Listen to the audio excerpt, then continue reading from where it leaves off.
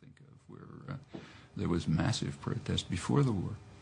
It's never happened. I mean, in the case of the Vietnam War, there was no protest until years after the war began. I mean, just in the last 30 or 40 years, say the United States, the level of civilization among the general public, not intellectuals, a separate category, but among the general public, it's advanced enormously. So do you think that intellectuals are not sufficiently engaged? Do you think they have become cynical? Intellectuals are a separate category. Intellectuals are mostly servants of power. I'm talking about the general public, not the intellectual world. They remain pretty constant. I don't think they're subject to these changes, except marginally, of course, to some extent. But they're quite different. And quite generally, it goes right through history, intellectuals have been servants of power. Take, say, the First World War. On all sides, Germany, England, the United States, France, intellectuals were extremely enthusiastic about the war. There were a few dissenters, and the best known of them ended up in jail, like Bertrand Russell, for example, or Eugene Debs in the United States, or Rosa Luxemburg in Germany. Very small group of critics, some of them best known imprisoned, but most intellectuals were enthusiasts for their own country, and that's common, and it remains common. I mean, intellectuals write history, so you have to be a little cautious about what they say about themselves. And it looks prettier when it's written in books. So do you then think it's a failure of the left, then, in the United States, that if there is this feeling that a war is not right, that there isn't more action, more political action about it?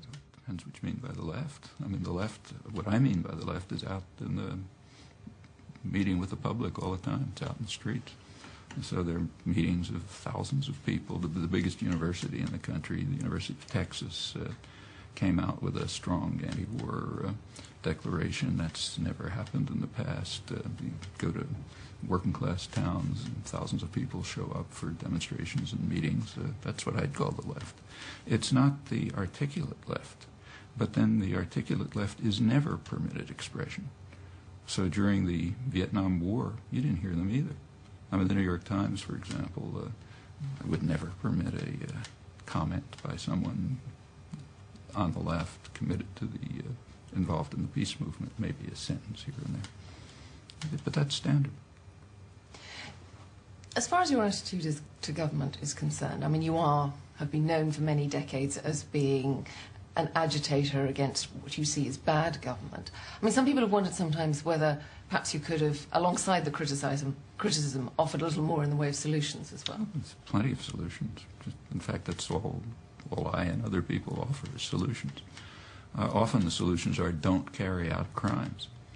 That's the simplest solution. So if you want to reduce terrorism in the world, let's say, there's one very simple solution: stop participating in it. That doesn't end everything, but it cuts back the amount of terror by quite a notable amount. So that's a simple solution. If you want to look at other more complex cases, take, say, the Israel-Palestine problem. I think there's a solution, namely the one that the large majority of the American population support, which happens to be the international consensus on a two-state settlement that the U.S. government rejects. Okay, so there's a solution for you. Let's just follow the will of the American population and go through the list. For example, on say, environmental issues, there's plenty of solutions. It's claimed that what you say is correct. That's what's claimed by the intellectual world, that no solutions are offered by the critics. That's just nonsense. It's just they don't like the solutions.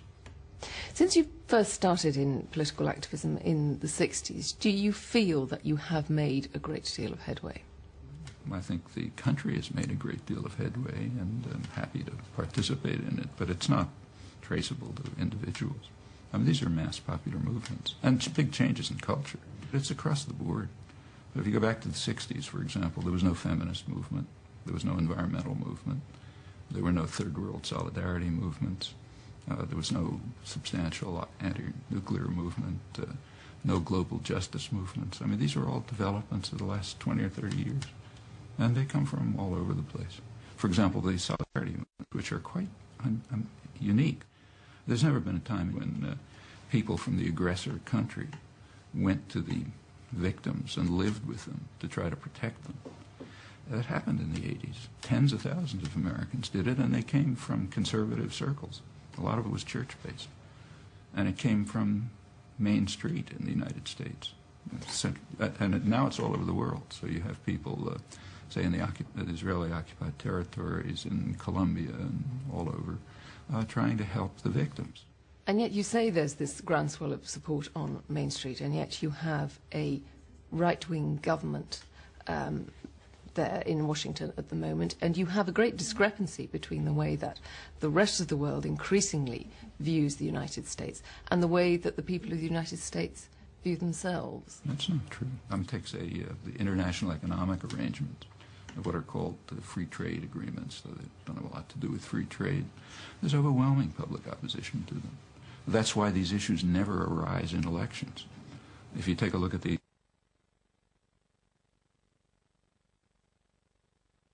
exclude a certain category of issues, namely those on which the public is opposed to the elites, those just don't arise.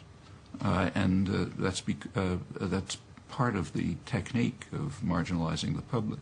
And as you mentioned before, it's not that people are unaware of it. They know it. So before the year 2000 election, about 75% of the population regarded it as a complete farce. But in which case, I mean, what happens to transfer that kind of feeling into any kind of action? Because at the moment you have people who actually, although they may be in favour of the idea of more self-government, having more control over their destinies, they're pushed to the limits just trying to, keep their families together, keep their jobs down. One thing. There isn't going to be that kind of support. That's part of the technique of control. Well, isn't that going to be broken then, is it? Well, why isn't it going to be broken? I mean, slavery was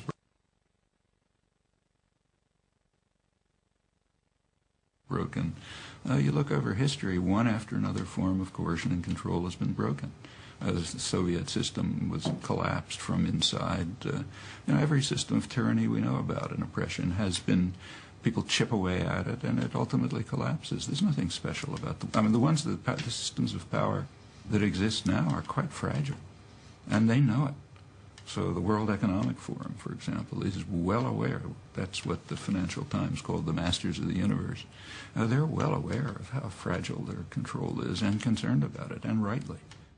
What I wonder, though, is how you square your fundamental optimism about human nature with what seems to be a pretty pessimistic analysis of what's happening in the world. It's a famous phrase that was borrowed by Gramsci, and that we should have pessimism of the intellect and optimism of the will. It's sensible. Professor Chomsky, thank you very much. And it's 1, 2, 3.